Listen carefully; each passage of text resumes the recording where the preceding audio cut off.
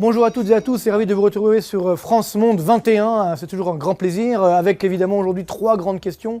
Quels enseignements de la victoire de Trump? Quelles conséquences sur l'économie mondiale et quelles conséquences bien sûr sur l'économie française?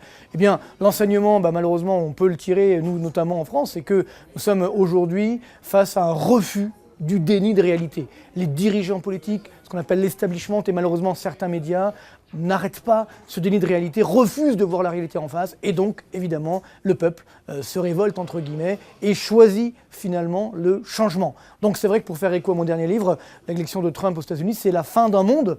Mais la fin d'un monde ne veut pas non plus dire le début de l'enfer. C'est-à-dire qu'effectivement, on a dépeint notre ami Trump comme quelqu'un de catastrophique. Il ne faut pas oublier que c'est quand même un chef d'entreprise qui a réussi. Alors il a eu quelques faillites, mais globalement, in fine, il pèse plusieurs milliards de dollars. Donc il est quand même là, aujourd'hui élu à la tête des États-Unis. C'est une vraie prouesse.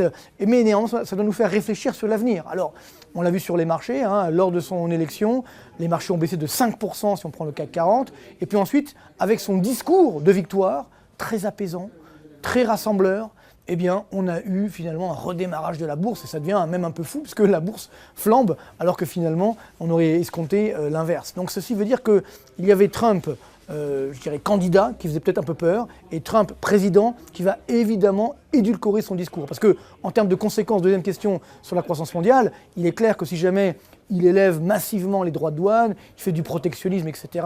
Donc s'il applique complètement son programme, alors là, il y a un vrai risque sur la croissance mondiale, de forts ralentissements, et avec évidemment des impacts un petit peu partout. Mais néanmoins, je pense que le pragmatisme va l'emporter, et ça a d'ailleurs été son premier discours. Il va surtout baisser les impôts, essayer également de relancer la machine en faisant des grands investissements, et ceci va évidemment permettre de soutenir la croissance américaine. Il y a néanmoins un petit bémol, c'est sur le financement de cette relance.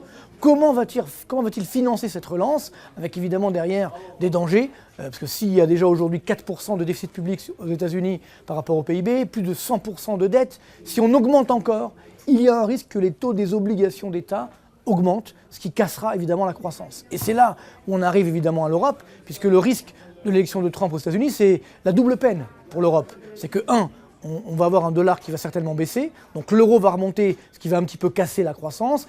Et ensuite, si on a une remontée des taux d'intérêt des obligations d'État aux États-Unis, il y aura une contagion en Europe, et nous aussi, on aura une hausse des taux. Donc la double peine, un euro trop fort, des taux d'intérêt qui augmentent, et donc ce qui va limiter le peu de croissance que nous avons aujourd'hui dans la zone euro. Donc voilà, effectivement, les dangers. Ce n'est pas catastrophique, mais surtout, il faut que nous, les Européens, les Français, comprenions ces messages et réussissions à enfin moderniser notre économie. Finalement, c'est ce qu'on veut.